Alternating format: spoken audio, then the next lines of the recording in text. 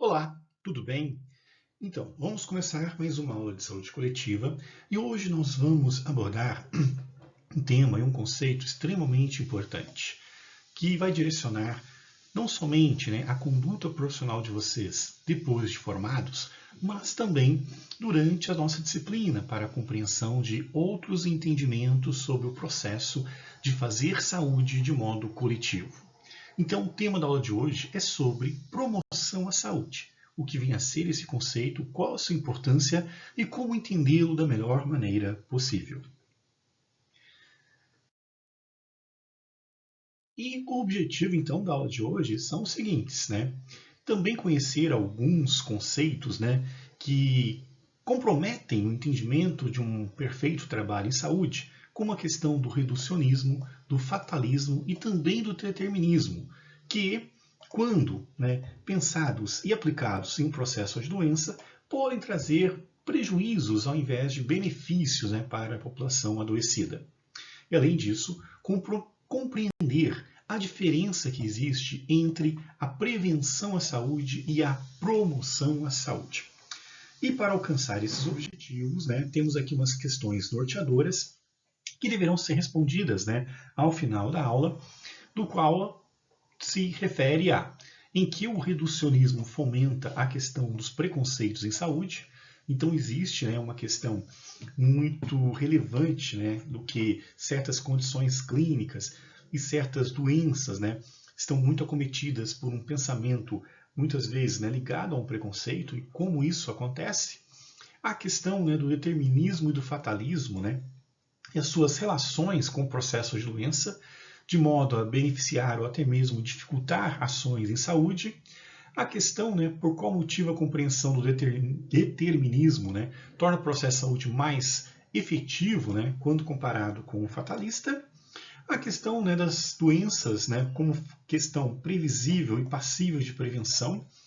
E um aspecto extremamente importante, se todas as pessoas conseguem realmente, de fato, prevenir e tornar que algumas doenças não ocorram com ela própria, e a questão de Marc Lalonde e a sua visão sobre o processo de doença e suas contribuições para a compreensão sobre o entendimento do que seria promoção à saúde. Então essas são as questões norteadoras. Peço que fique atento então aos conceitos de reducionismo, determinismo, fatalismo e a sua interface com o processo de doença. E a questão de como que o determinismo pode contribuir para essa questão da previsibilidade e da prevenção de doenças, mas também as limitações que essa corrente de pensamento apresenta, no qual é preciso, então, que se adote medidas de promoção à saúde. Bom, nas aulas anteriores, nós falamos muito sobre a questão da doença, da evolução do conceito de saúde, do entendimento em saúde, da questão de uma visão ampliada sobre saúde e, de uma regra geral, nós temos uma realidade em que as doenças apresentam causas e consequências, sendo as consequências as mais variadas, desde uma questão incapacitante até mesmo uma questão que leva a uma situação de risco, ou até mesmo uma situação que a pessoa não esteja em risco, mas está em uma situação que poderá ter um agravo do seu quadro, como, por exemplo, uma diabetes ou uma pressão arterial não controlada. Então, tudo se estabelece numa relação de causa e efeito, e por muitas vezes, nesta visão de doenças e consequências, nós tivemos alguns aspectos que foram bem reducionistas ao longo da história. Reducionismo, gente, é uma visão, uma corrente filosófica que fala que você pode resolver um determinado problema não examinando ele como um todo.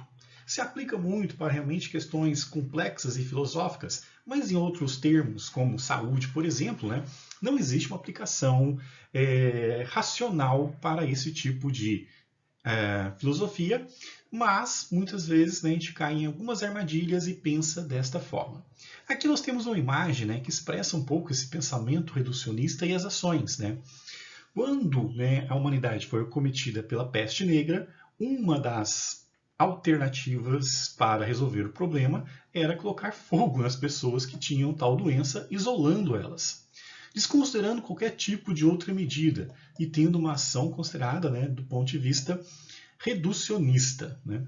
Então nós temos essa situação, né, e isso obviamente, né, gera uma divisão e um preconceito, porque pessoas que são acometidas por uma doença, elas podem ser simplesmente ignoradas ou simplesmente, né, canceladas, conforme for a condição que ela venha apresentar.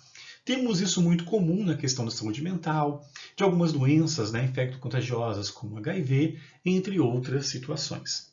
Então o reducionismo é esta visão, você tentar resolver as coisas de um modo simples, mas que são questões bem complexas, né? Entender sobre a questão sanitária, entender sobre as medidas de prevenção de contágio, entre outras, né, seriam medidas que o reducionismo não abarcou e as medidas foram, então, essas que são bem drásticas, inclusive, né? E nos dias atuais, né, vocês acabaram de assistir um filme que mostra um pouco, né, que também podemos ter medidas bem reducionistas em termos, né, de acesso à saúde em alguns países, né, sendo que alguns, né, a questão de você ter, né, um perfeito atendimento em saúde se limita muito às questões que você apresenta e à sua capacidade de poder pagar por aquilo. Aí, né, temos então, né, os desdobramentos que vêm, né, desta visão reducionista do processo de doença, onde eu não procuro entender o todo, mas simplesmente alguns aspectos, né, do qual existe, né, um processo meio complicado, que é a questão da culpabilização da pessoa pela sua doença.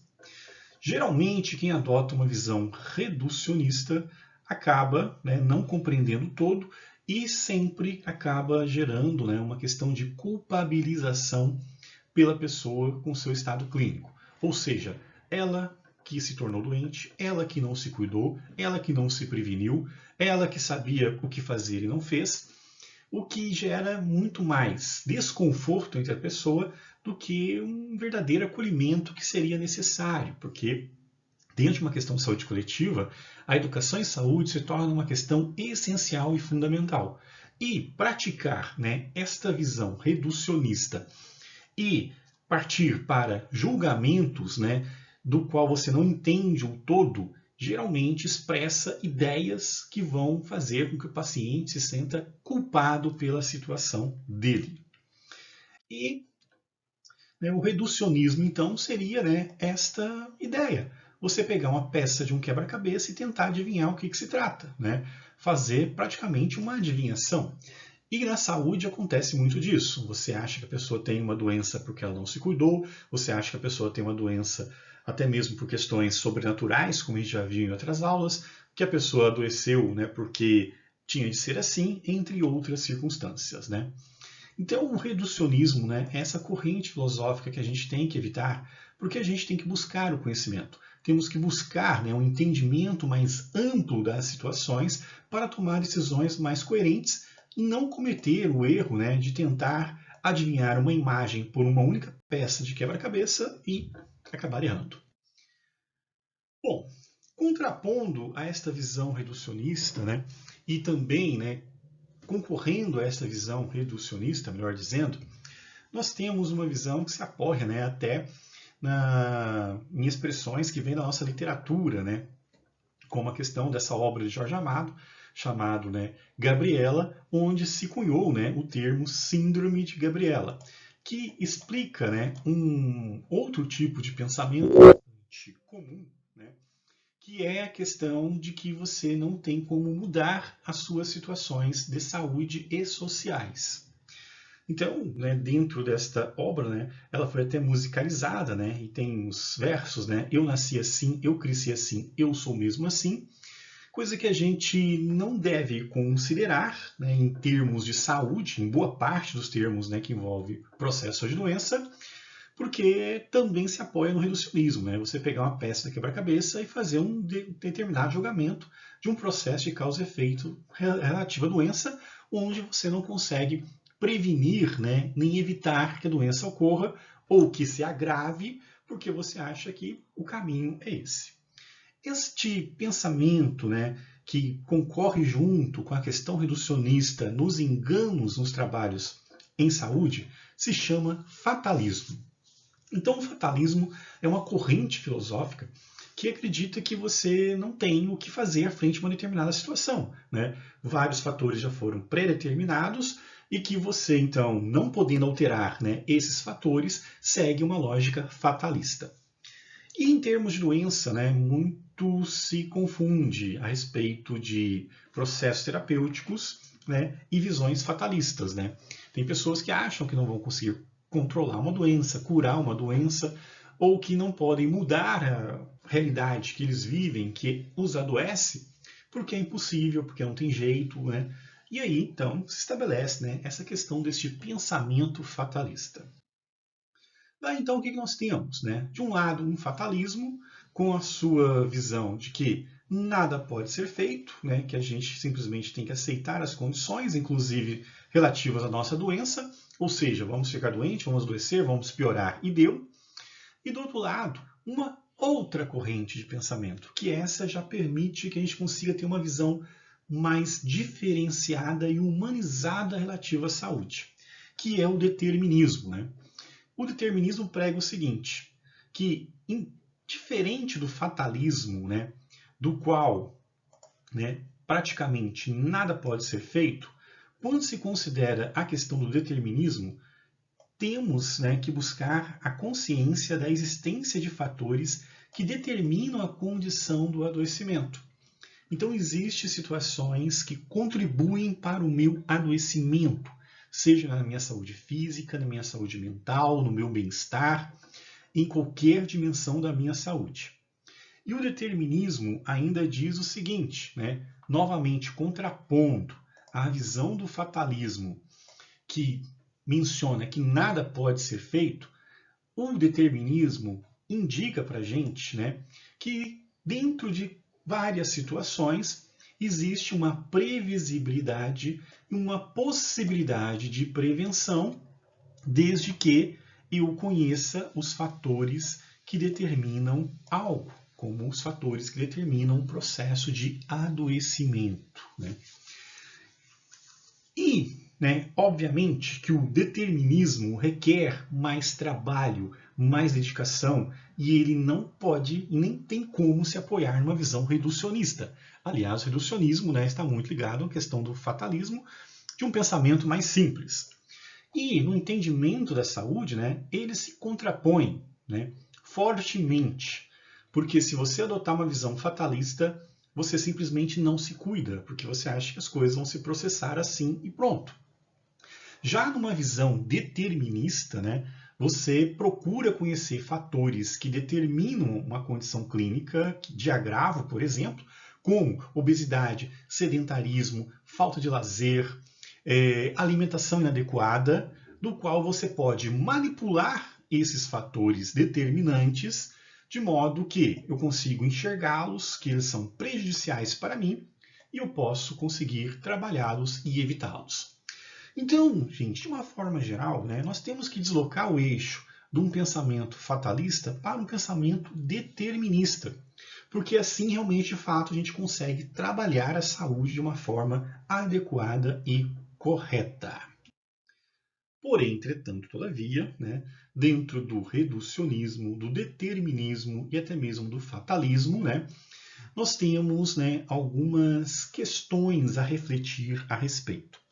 Pegando, né, o que a gente acabou de falar sobre a questão do determinismo, né, que implica nessa situação de você ter fatores que o adoecem e esses fatores poderem ser trabalhados de maneira a não acontecer e assim eu ter mais saúde, né, ou seja, eu poder transformar uma situação para que eu tenha mais saúde, que é totalmente contrária à visão fatalista, alguns filósofos trazem alguns complementos com relação a isso, né?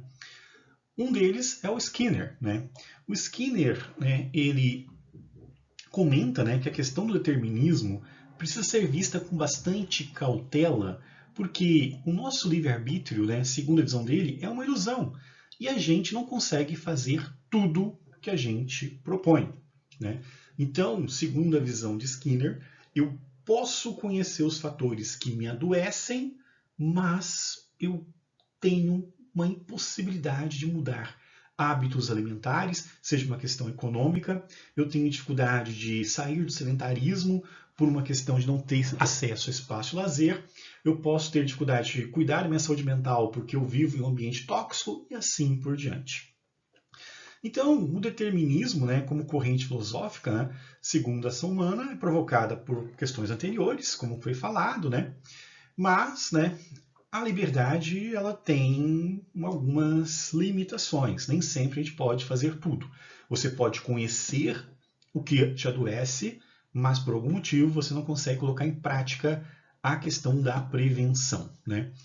Então, né, alguns autores alertam que isso não seria um fim, né, como a questão do Quinn, que fala, né, que a gente não pode simplesmente partir, né, sempre para uma questão fatalista, então. Então, existe sim o determinismo, temos as dificuldades de colocar em prática algumas coisas que o determinismo nos aponta, mas que devemos lutar para isso. Lutar para que as coisas modifiquem, né? Novamente, né, o determinismo se mostra como uma questão que precisa de trabalho, energia e vontade. Diferente, né, do reducionismo e fatalismo, que às vezes, né, implica numa comodidade da pessoa, né? Então, trabalhar determinismo requer você conhecer os fatores e, na dificuldade de vencer os fatores, criar condições para vencer, né? Então, essas são as concepções que nós temos, né, para vencer, né, principalmente nessas visões fatalistas existentes, né, e assim, então, conseguir realmente, né, ter mais saúde. E conseguir realmente, né, conhecer os fatores, né, que nos determinam o adoecimento e, principalmente, né, conseguir trabalhar de uma forma efetiva a questão da prevenção, né, para evitar que as doenças ocorram ou que a gente tenha um agravo de uma doença crônica já estabelecida. Bom, daí nós temos algumas situações, né? Temos aqui uma imagem, por exemplo, que mostra um ambiente saudável, arborizado, com ciclovias, pessoas podendo fazer atividade física, parece que tem um ar, né, adequado para respirar em função da arborização, né, um clima mais fresco, né, em termos, né, de presença de árvores e tudo mais. Então seria um ambiente que seria mais fácil você trabalhar os fatores determinantes da doença. Aqui o determinismo se torna mais plausível, né, no que se refere àquilo que eu teria dificuldade para fazer. Contrapondo a isso, né, nós temos aqui uma imagem de uma região poluída, né, onde, por exemplo, quem tem doença respiratória teria dificuldade, né, de conseguir, né, colocar em prática medidas de proteção.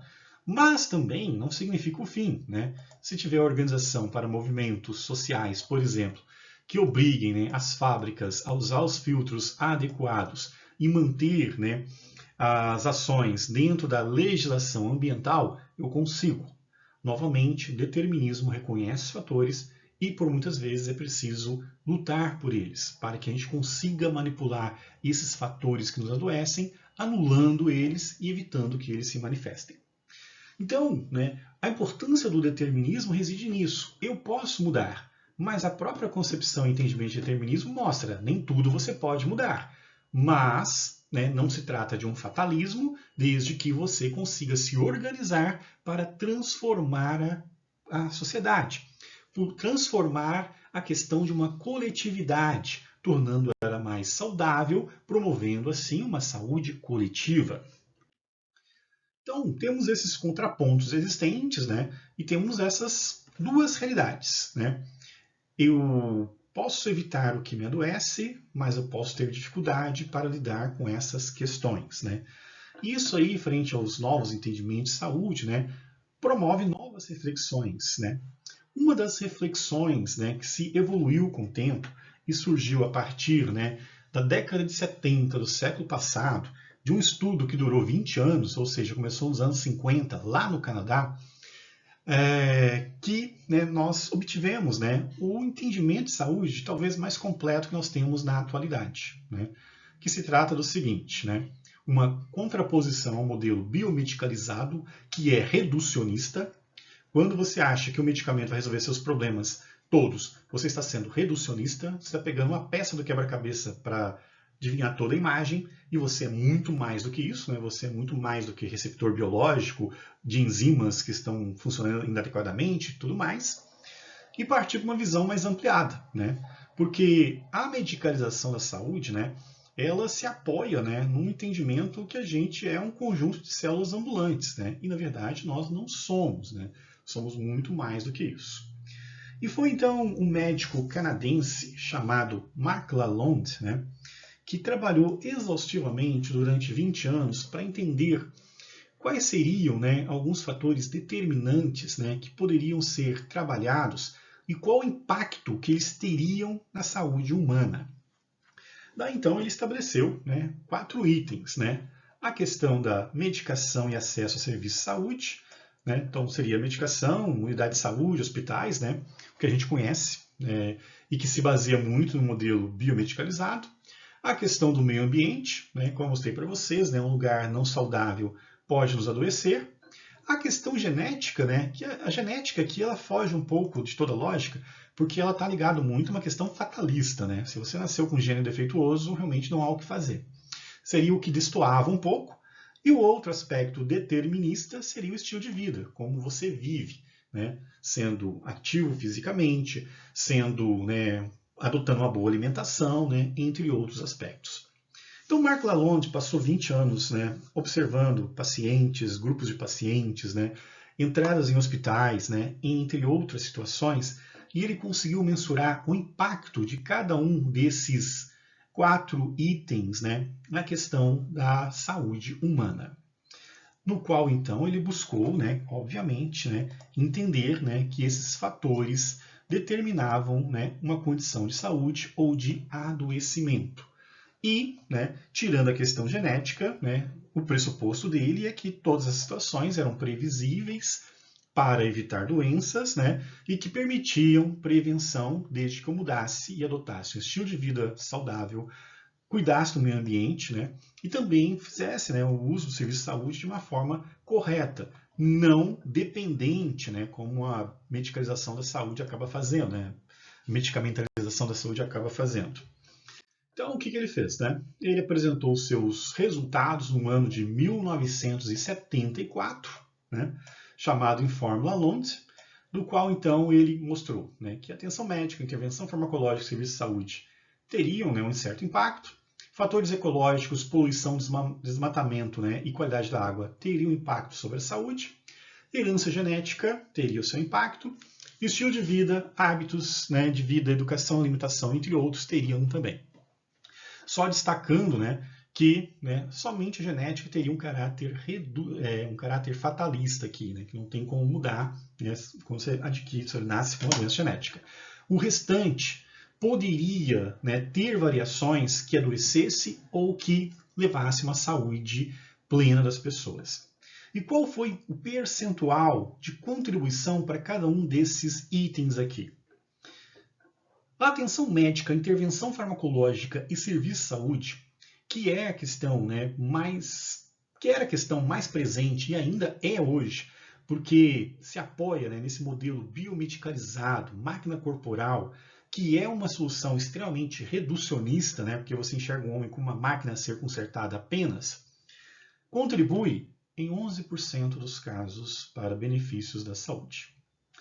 Fatores ecológicos, poluição, desmatamento, né, que aí já vem uma visão mais ampliada, né, que são realmente determinantes, né, ambientais, né, ecológicos e sociais, que pode adoecer quando mal trabalhados, mas pode gerar vida saudável quando trabalhados adequadamente, contribuem para 19%, né, para casos de saúde, de sucesso na saúde das pessoas. A herança genética, por sua vez, 27%, um terço realmente das pessoas pode ter alguma doença genética. E o estilo de vida, né, hábitos saudáveis, educação, alimentação, lazer, né, atividade física, entre outros, contribui em 43% das situações. Né? Então, o que a gente observa, né, que juntando principalmente, né, estilo de vida e meio ambiente, nós alcançamos, né, uma totalidade na questão de busca da saúde das pessoas. E A questão, né, de você ter, né, somente medicação, médicos, hospitais e outros profissionais de saúde, apenas 11%.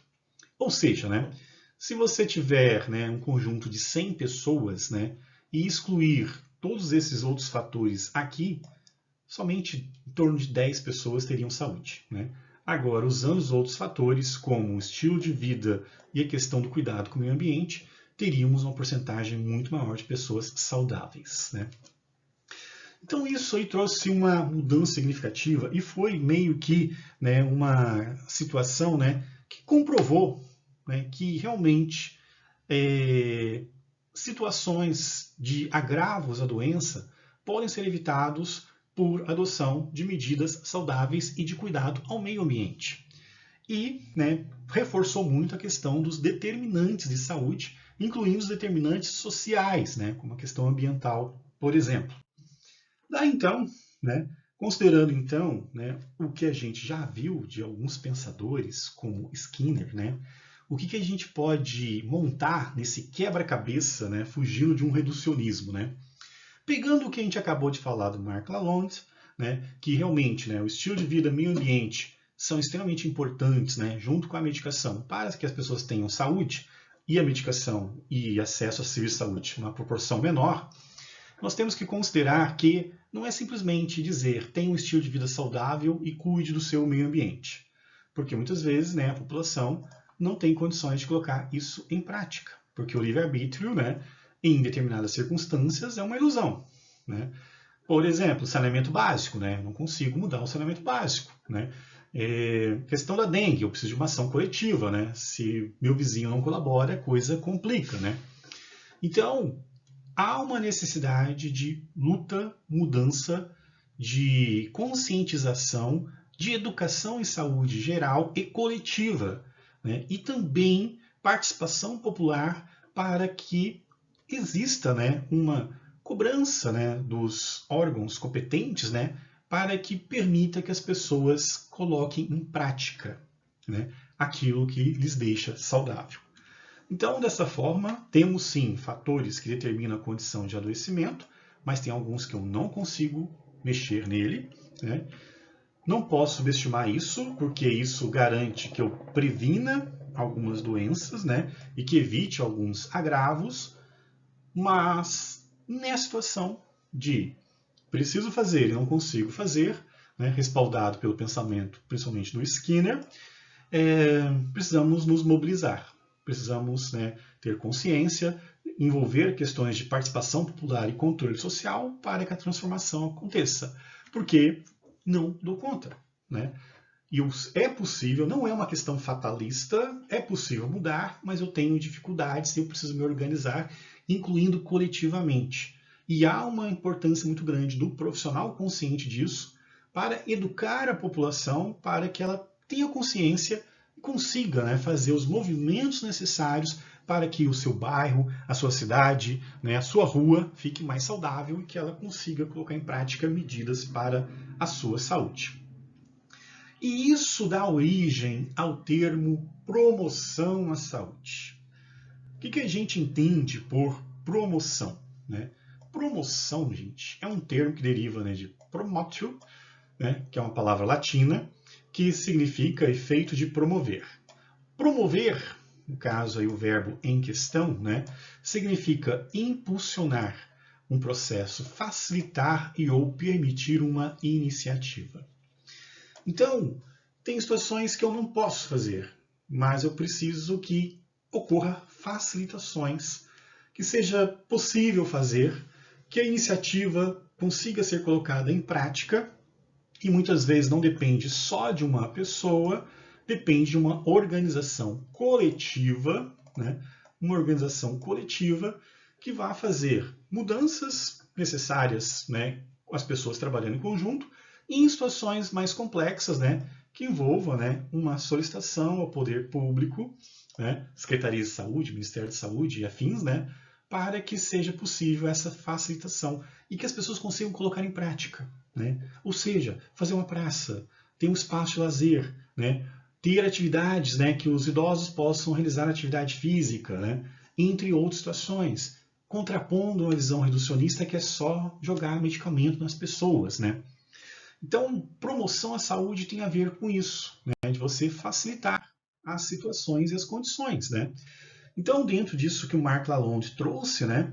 Então a gente precisa que as pessoas consigam ter um estilo de vida saudável, consigam ter uma alimentação saudável, saibam, né, dos riscos de uma alimentação inapropriada, né, que consigam ter espaços para fazer, né, o seu lazer e a sua caminhada, né, que tenham espaços, né, para realmente ter saúde, né, e que o meio ambiente, de uma maneira muito importante, contribui por isso, né, e que a medicação cumpra seus 11%, mas tem um reforço de tudo isso aqui, né?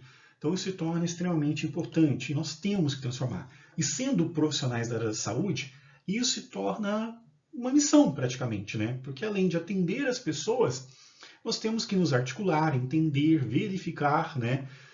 Participar dos movimentos sociais em saúde, né? Para que realmente a gente facilite a vida das pessoas, né? Dos pacientes, né? Ou dos termos quais forem, né? Para que realmente eles tenham saúde de verdade e não fique refém, né, apenas de uma ferramenta numa ideação muito reducionista, diga-se de passagem, né? Então a promoção é isso, né? Facilitar, permitir, criar iniciativas que pode ser obtida por educação em saúde numa comunidade de forma coletiva ou, como mencionei também, com pressões populares para que, né, governantes tomem iniciativas para que as coisas, né, funcionem mais em termos de saúde e menos em termos de questão de medicação. E assim, é uma mudança de cultura, inclusive, né? É uma mudança de cultura porque, em via de regra, se faltar medicamento no posto de saúde, a população reclama, vai no jornal e tudo mais. Mas se uma praça está abandonada, se um grupo de atividade física para idoso parou de funcionar, não tem reclamação, né? E a gente vê que isso é muito mais resolutivo, né, do que você ter somente a medicação, né? Então é uma mudança de paradigma, né? Temos então que pensar nisso. Então, assim, promoção à saúde é criar condições para que as pessoas consigam realizar a sua prevenção necessária, né? Isso é extremamente importante. Isso mexeu no nosso entendimento sobre saúde.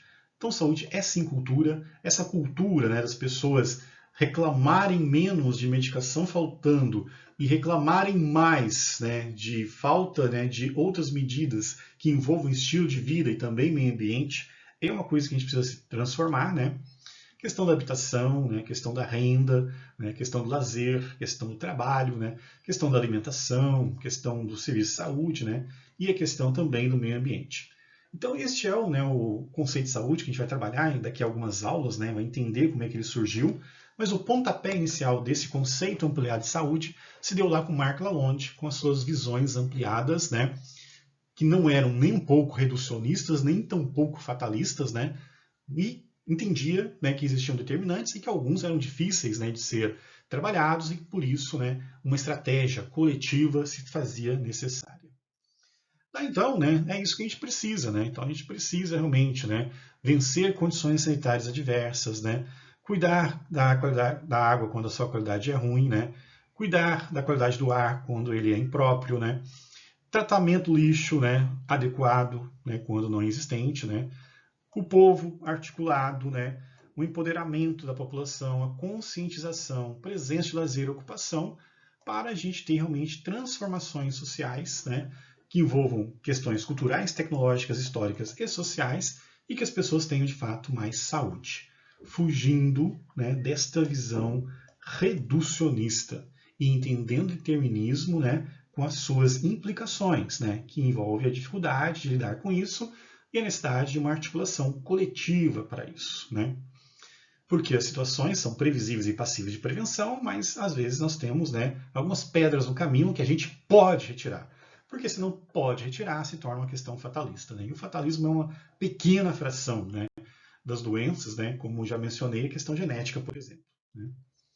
Bom, gente, então, né, de um chute sobre o que é a imagem, ou sobre uma atitude preguiçosa, ou uma atitude, né, sem apelo, né, de você querer achar soluções apenas com a peça de quebra-cabeça, temos que ser profissionais de atitude coletiva que busque o todo, que trabalhe bastante para isso e que entenda a importância da promoção à saúde, que só assim a prevenção poderá acontecer e só assim as pessoas terão mais saúde, correto? E assim, então, vencer, né, algumas questões, né, como esses cancelamentos que existem hoje em dia. Temos muito cancelamento, assim, inclusive, né, em unidade de saúde, com pessoas, né, com condições socioeconômicas talvez menores e tudo mais. Temos que rever isso, né? Temos que acabar com esses contrastes, né? Porque temos aqui dois ambientes, né? Um talvez um pouco mais saudável, mas outro, né, com certeza, com suas implicações sociais, e criar condições para transformar. Promoção à saúde é transformação, gente. E é isso que a gente tem que buscar, né? Isso para a gente entender o tema da próxima aula, quando a gente entrar na história natural da doença e saber aonde se encaixa todo esse pensamento e como de fato a gente consegue fazer uma verdadeira promoção à saúde, conhecendo, né, o histórico, né, natural da doença, incluindo, né, questões de tensão primária, secundária, terciária e até mesmo quaternária. Mas isso é assunto para a próxima aula, correto? Daí então, gente, voltando às questões norteadoras, então, gente, o reducionismo então é essa visão limitada, né? Se eu pego uma peça e quero adivinhar o quebra-cabeça, eu não entendo o todo. E vou deixar coisas importantes de fora que vão me levar a atitudes preconceituosas, né? Que gera muito a questão da culpabilização do paciente. E às vezes não, ele precisa ser conscientizado, trabalhado, acolhido, né? E unido a demais pessoas, né? Para que realmente as coisas aconteçam. E também o reducionismo, né? Não é só uma questão de você usar a medicação, né? Nós não somos conjunto de células ambulantes, né? Nós temos, né, muitas outras dimensões em termos de saúde que precisam ser trabalhadas, né? E, obviamente, então, esse pensamento reducionista tem que ser evitado. Na questão, né, da diferença entre determinismo e fatalismo, né? Então, determinismo, né, é essa questão, né, de você saber que existem fatores que levam a uma certa situação e que podem ser trabalhados. Às vezes com dificuldade, às vezes não. Quando se tem dificuldade, é preciso ter estratégia para vencer, né? E o fatalismo, por sua vez, né, é aquela questão que não tem o que mudar. O problema existe quando você confunde, né, e acha que tudo é fatalismo, né? Ou algo que é determinista, você encara como fatalista. Fazendo isso, você deixa de fazer saúde realmente de fato, né? Tá, então, né, por qual motivo, né, a compreensão do determinismo, né, se torna um processo de saúde mais efetivo quando comparado com o fatalista?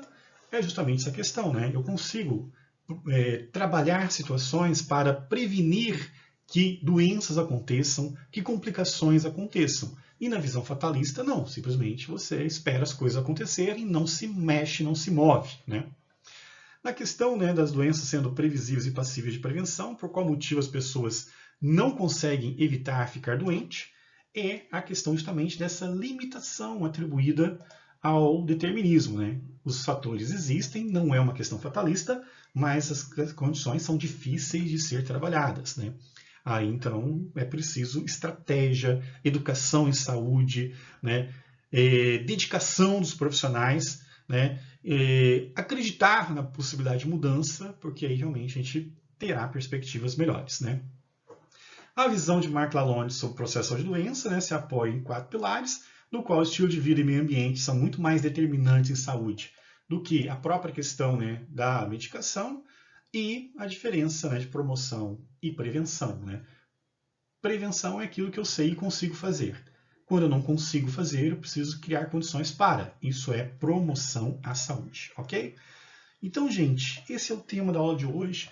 Respondendo aí com mais propriedade e detalhes, né, as questões, né, a gente alcança então nossos objetivos, né, que é compreender a influência, né, dessas 3 correntes, né, filosóficas, né, que afetam o processo de doença, estando bem atento, né, que não temos que ser reducionistas nem fatalistas, né, em defender a questão do determinismo, só que o determinismo tem suas particularidades, né, e em certas ocasiões, né, para conseguir fazer a manipulação daqueles fatores que determinam um estado de doença ou de agravamento, temos que promover as condições favoráveis para estas mudanças, né?